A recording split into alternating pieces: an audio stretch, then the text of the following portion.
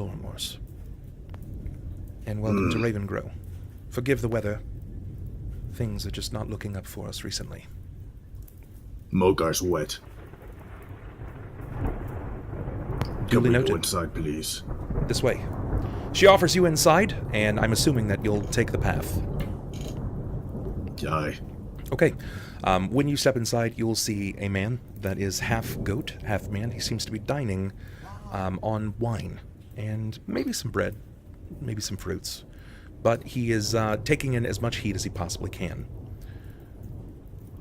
Solis looks at Mogar, raises an eyebrow, continues to indulge in wine, raises his glass a little bit, and then shrugs his shoulder. Mogar does not acknowledge, continues to the back of the room, and sits down and waits. Okay. Are you saying that out loud as your character? Because you're like third person in your own character. Listen, this is the first time. I apologize. No, it's totally good. It's great. Always thinks in Mogar. If you were literally like, Everything is so good. I go to the back of this room. And You should do it. You should do, yeah. He even says his thoughts. Mogar is all Mogar. I love it. There's no filter there. Oh my god. Just getting clarification if this is in character or out of what. That's You got good it, brother. stuff. That's good stuff. I'm okay with this. All right. Knowing that there are a few more guests to arrive, you wait. Who's next, or who would like to go next? I'll take a shot at it. How are you arriving Okay, to it's the gonna be town? good, but- I'm arriving by foot, and I was banished by my family because I wanted to pursue a magical career, like a magician. I am a traveling magician, and I have set foot into the world, performing my magic tricks to many, especially at birthday parties. I'm a great birthday magician. So that is my traveling, and that is why I am traveling to these areas. That is why I'm here. Yes. This is good. This is good. You, as you arrive, you'll see that there is a woman, as previously described. She seems to be talking to a large, brutish individual, very broad in stance. I believe, correct me if I'm wrong, Mogar, but your skin is like ashen gray. What does your character look like, Daniel? What does he dress like, even? My character, let me look down in my sheet, my character sheet. So Mogar has a studded leather shirt. It really has nothing much from there. He's very poor. He needs money. He has, of course, loincloth to cover over his goodies. But, definitely studded leather. Good. Okay. All right. We're going to find out more about those goodies in a bit. I have a feeling.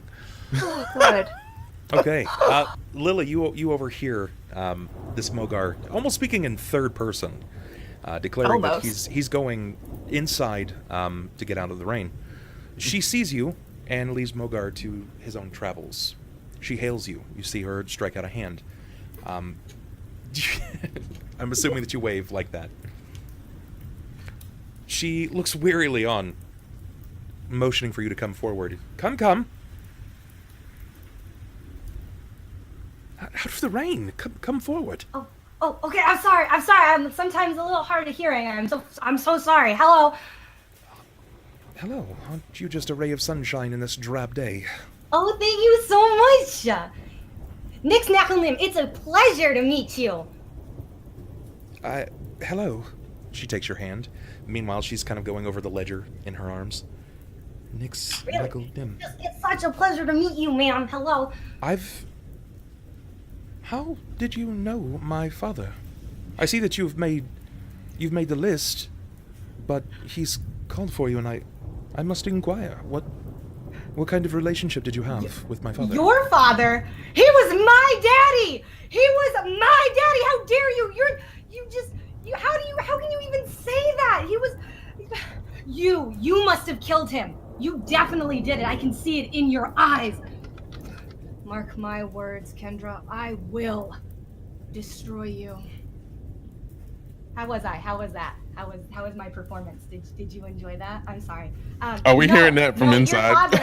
Your father was kind of like my mentor in the ways of acting and performing.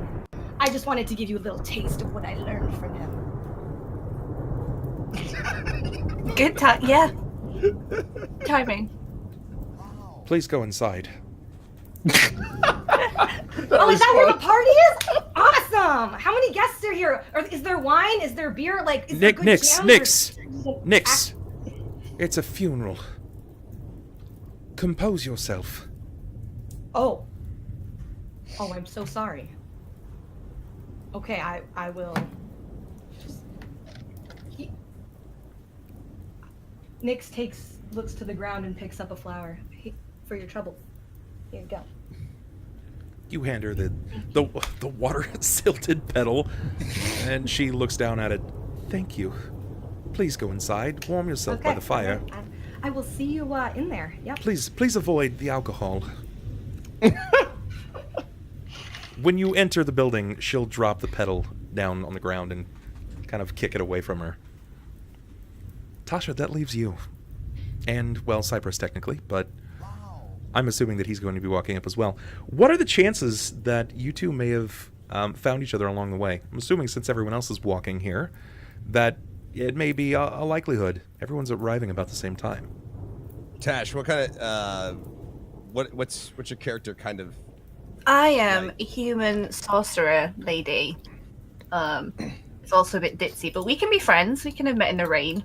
No, I think that I would be coming through the forest. I think that I would be mostly off the main roads. So... I'm not. We're not friends. Okay. All right. It's not about friendship or not. It's just whether we arrive at the same. I just want it to make sense. I don't know what I'm doing. I'm sorry. All right. No, fuck you then. No friends. All right, that's good. So, Tasha, I'll assume that at some point you'll be arriving by horseback. Okay. I'm coming from a nearby town, so it's not too far for me. And as I also know how to control the little rain clouds, I am actually miraculously dry. It's quite nice, pretty chill. Feel along. Okay. So I've just dismounted my pony, who's now going to get rained on without me. Poor pony. Everyone feel bad for the pony. Poor pony. Put it underage and start walking up to where the building is. Okay, sure. You managed to tie off your horse to a tree nearest. You know that's probably not the safest. This town, it doesn't really look. I mean, it's not a beautiful city. It looks very drab, very heavy in undertones. My pony. It's someone. Okay. It just came along with me, with permission. Noted. Wink. No. Oh God. Noted. Okay. You will see that there is a woman that seems to be entering the home of the address that you've been given. She seems to fit the description of what you believe to be the professor's daughter. She's carrying a parasol to prevent the rain from pouring down on her. She's carrying a ledger. She does not see you. I call out to Kendra. She turns, Ayo. No. looks around, and she begins to see you, noticing that you've almost prevented the rain from falling down upon you as you manipulated the clouds above. She kind of looks on in surprise. I extend the almost cape of non-rain to her, and I say, "Hi." This is really awkward. Welcome. How did you know me? The professor spoke of you often, and he had a icon of you in his office. I know of you well, Kendra. Well, much to my surprise, I know nothing about you. Oh, okay, cool. Thanks for that. But forgive me, I've seen and met quite a few new people today, and in the passing of my father, forgive me for being aloof. I am Symarra. You may know me by that name. or the little wretch, as the professor often kindly called me. Oh. I do recall someone by the name of Symarra. That's me? Did you and my father... Did you have a relationship? I stabbed him once, but it was by accident. But we became friends. We corresponded for a while during stabbed him, and we spoke often of magics and my heritage. And What is exactly? You have very beautiful hair. Your eyes, they're quite lovely. Thank you. I hesitate to tell you, as I have often been met with suspicion, but Well, you did just tell me that you stabbed my father. I can understand the suspicion. He did try to take my sandwich. It happens. It happens. Who hasn't stabbed someone who tries to steal their food? It's only a little bit. Well, I haven't. Actually, I've not. Have you lived? For about 27 years, yes. Seems fake, but okay. I do know your father. We corresponded very often about my heritage. I learned very much from him. I came to pay my respect to the sad knowledge of Sing. Well, there is the name Symarra in the last will and testament of my father. So please step inside, and when the time comes, we'll call upon you. Thank you. I believe we're waiting on just a few more at this point. Did you see any others on the road? I did not. I did come the main thoroughfare from the city. Unfortunately, I did not see anybody with me. I enter into the room. And you'll see a whole gaggle of people at this point. Solis is dining, merrily so, on wine. Mogar broods in the back.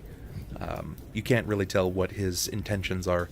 He doesn't really look like the sort to consort with the late Petros. And then there appears to be a smaller, bubbly character who looks less like she's at a funeral, more like she's at a circus. I head directly to the food table and browse the food there. I find it very true, very. I don't know what the word is. I'm looking. Appropriate that there are the professor's very favorite cheese and chutney sandwiches, and I eat 12. Hello. Yes. I'm going to pass this off to you. Okay. You're the last to arrive. Describe to me what this looks like narratively. How close are we to actual like ruralness? Like, is there a forest nearby, or is it pretty much all urban? So most of the area around Ravengrow is dead. Okay. You have a lot of dead trees. The earth seems to be devoid of mostly living. In fact, you as a druid may come to Ravengrow with more intentions than just paying your respects, but to potentially revitalize the land. Okay. See, many years ago, about 400 or 500 years ago, there was a war. This war is not the same as a clan fighting another clan. This was a war between the living and the dead. Ustalav was plagued by an undead army, and there was a particular individual that the children speak of like he's the boogeyman, by the name of the Whispering Tyrant. He led the undead army, a necromancer with untold power. He sapped the life from the earth around all of Ravengrow and most of Ustalav to give birth to this font of power that rose the dead to fight for him. About how long ago was this? 400 years ago. Okay, so nothing in our lifetime then. Well, depending. Depending, correct. Yes. Okay, well, I sort of trot up on a bear. It's a pretty good-sized bear, big enough to hold my character, who himself is, I wouldn't say portly, but a little stout. He's a good size guy. He's kind of older, kind of brown, pepper brown kind of beard and hair. He looks like he has been outside in the rain for some time. And in fact, he's been traveling mostly on his own trails and made his way to the funeral. So the first time you see him, he will be walking up on the top of the bear and sliding off and sort of looking around. He looks a little lost and not sure where he is, but he thinks he has the right address. Sure. Your attention is focused upon the woman that seems to be entering the establishment. As she's preparing to shut the door, your bear, which is what name, by chance? Tima. Tima, okay. Her name. If you could add her name to your tile here at the bottom, so it would be Cypress and Tima. Sure. Tima lets out an almost guttural bear-like noise that sends a frightening wail across the front of the building. You'll even see that the woman kind of jars. Her arm kind of shudders out in apprehension. And then her head will kind of look outward of the door and see a bear. And that hand that jutted outward clutches at her chest. She was not expecting to see a bear. Oh, don't worry about that. It's okay. It's okay.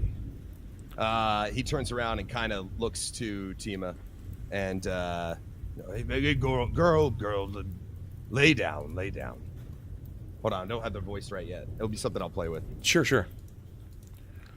Like, give me 1 second though, man. Like, let me look on the ground. There we go. Let me look on the ground for a moment. One moment. And he lays down on the ground and he puts his ear to the ground, and he puts his hand on the ground, and he gets up and he kind of licks his fingers, and he stands back up and he says, "Well, are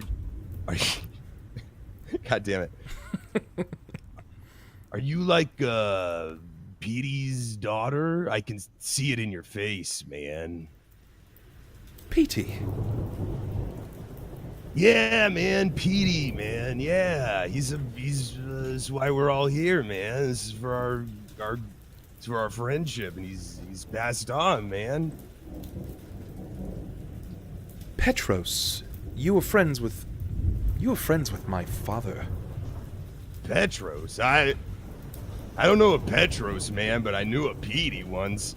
I took a class of his on agriculture, man. It was crazy. He had crazy ideas about the local wildlife, man. Like, he knew before anyone knew that cows only ate and slept north to south. It was kind of inspiring in a way, man. So I got to know him pretty well in that class, and I hung out with him for a while, and we talked about stuff, religion and cows, and we became really good friends. And I can look at you. Let me just, and I kind of lift my hand up towards you in kind of your face. Do you let me kind of touch your face a little bit? My hands are real dirty and wet. She's not threatened. I mean, she might be a little apprehensive, but she's not threatened. So she kind of apprehensively allows you to, her eyes flutter and hopes that you don't poke her in the bare eyeball. Thanks for the patience, ma'am. Yes. And he kind of feels her face a little bit, and then goes back down to his side, and he puts his hand back down to his side. Oh, you're his daughter, all right, or maybe a niece or something, because I can see it. It's in the nose. It's the way that you snarl at me. He snarled at me, man, the same way. Just the same way, man. That's my father. Well, oh, how silly of me. I'm so sorry. I'm so sorry. I'm so sorry for your loss. My condolences, man. I'm so sorry. Thank you. Well, I can't even fathom the relationship that you had with my father. I am aware that he taught many in agriculture classes, and it's not unlike him to take upon a few wild hares, if you will.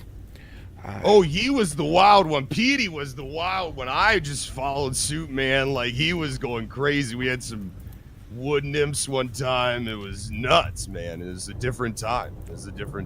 I wish I treasure the fact that you had a good relationship with my father, but I wish to not know of him and his fornication. Oh, of course, yes, the day. I totally understand, ma'am. And how silly of me. I totally forgot. I reach into my pocket and I pull out sort of a just like a small wooden carved, almost like whittled box, and hand it to her and say, my gifts to you. And I go to put my hand on her shoulder. Are you going to allow me to do that? Yes. At this point, she's... Go ahead.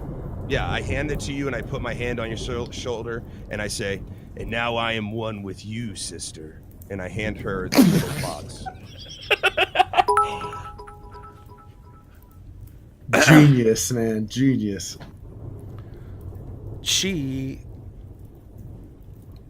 doesn't know quite how to respond, but she backs out of the way, and you can see the door, and you can feel the warmth of the hearth allowing you into her home.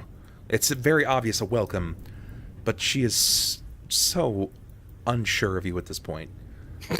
But you're like, your name's on the list, so she's just gotta take it as what it is.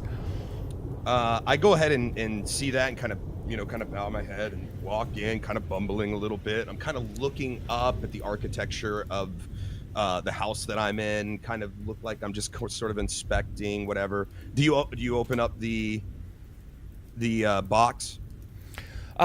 She'll take a moment to step inside and shut the door, as it seems as if everyone has immediately arrived.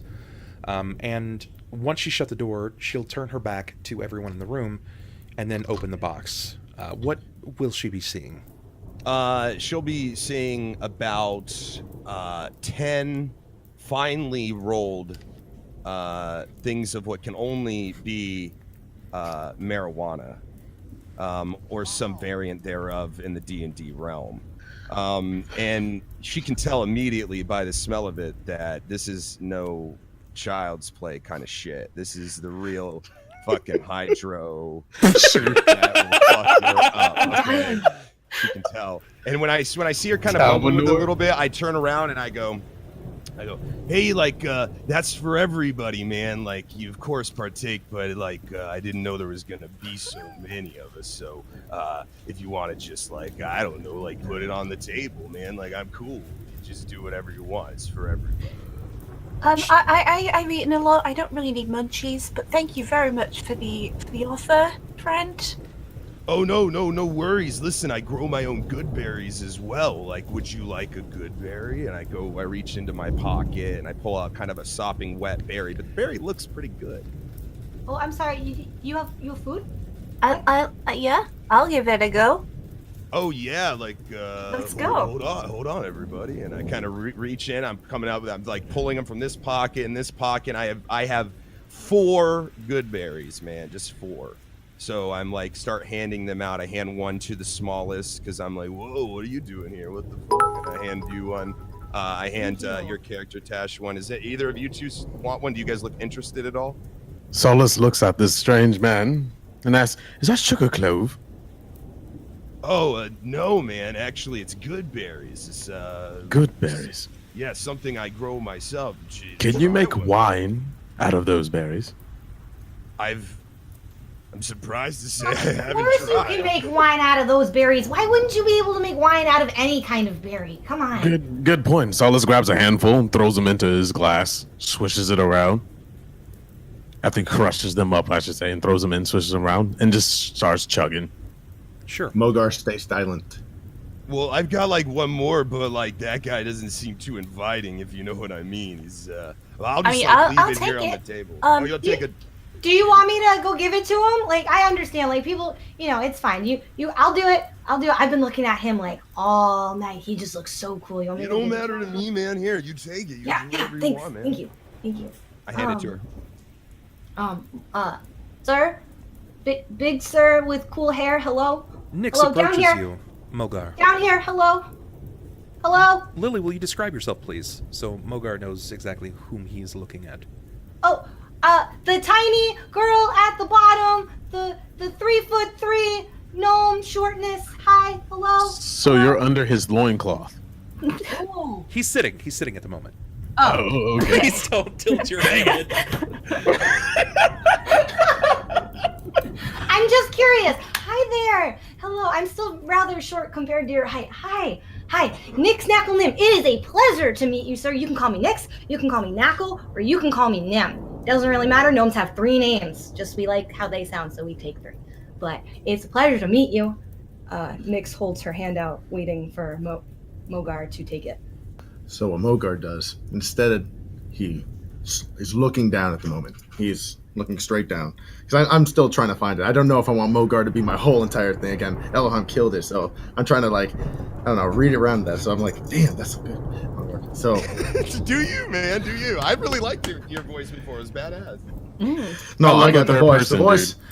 But the third, trust me. Third person's so good. Third person's gonna happen. It's always third person. I'm just talking about for when it's for the role, for like when I'm doing what I'm doing. I'm just gonna talk in normal. So Mogar looks up, angrily, looks at her, snarls. He has an underbite. His bottom fangs are larger than his rest of his teeth. He looks at her, gives her a grin, and then he says,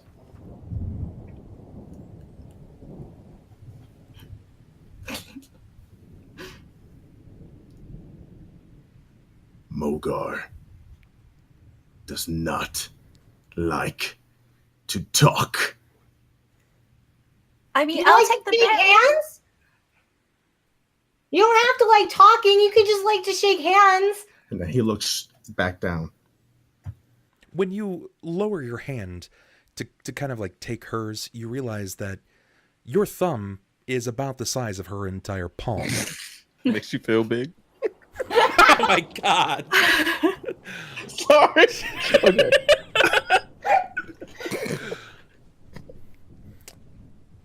It's like a child. It's like you're looking at a very, very high energy child who's now Could struggling. I flick her?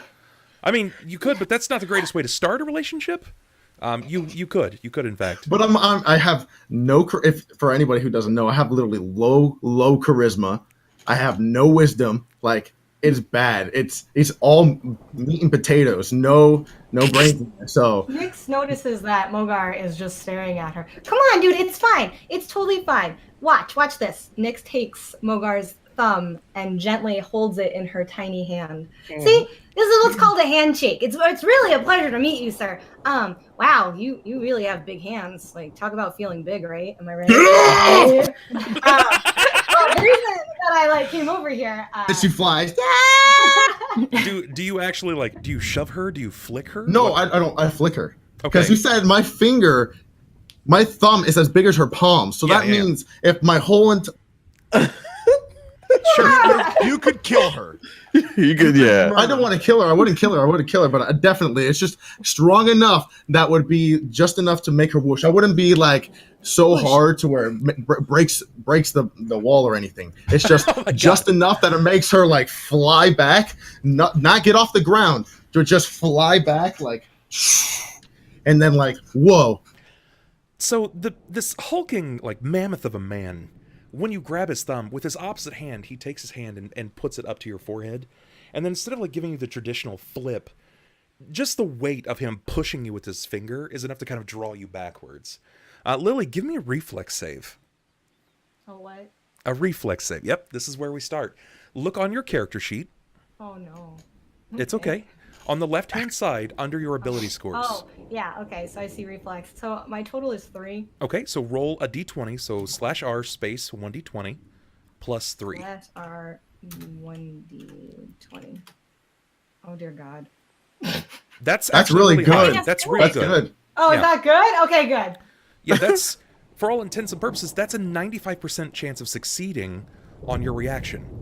So he flips you in a way that he's trying to push you backwards, but you are so deft at your maneuverability that you manage to stay on top of your feet. So what does this look like, Lily? You don't fall. You don't stumble backwards. A twirl. Yeah, it's like a twirl. It's definitely like a small, maybe like twirl around. Like it's kind of like I just get like pushed, but I kind of like make it into like a ballerina move, and then I like politely curtsy at the end. Cypress sees this and he immediately kind